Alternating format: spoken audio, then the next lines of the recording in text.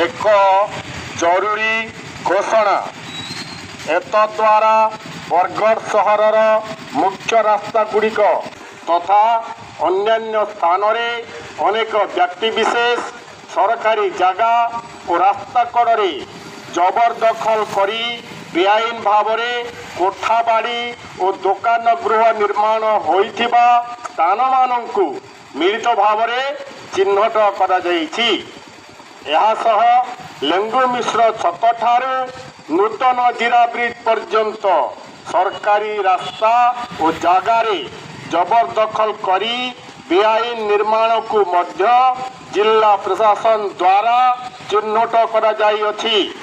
ଏଣୁ ସରକାରୀ ରାସ୍ତା ଓ ସରକାରୀ ଜାଗାରେ ନିର୍ମାଣ କରିଥିବା ବ୍ୟକ୍ତିବିଶେଷଙ୍କୁ ଆସନ୍ତା 48 ଘଣ୍ଟା ମଧ୍ୟରେ ସ୍ୱଇଚ୍ଛାରେ ଖାଲି କରିବାକୁ ନିର୍ଦ୍ଦେଶ ଦିଆଗଲା।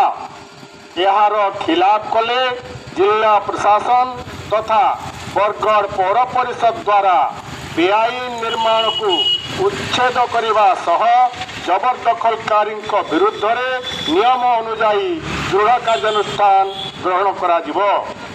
ଆପଣଙ୍କ ସେବାରେ ପୌର ପରିଷଦ ବରଗଡ଼।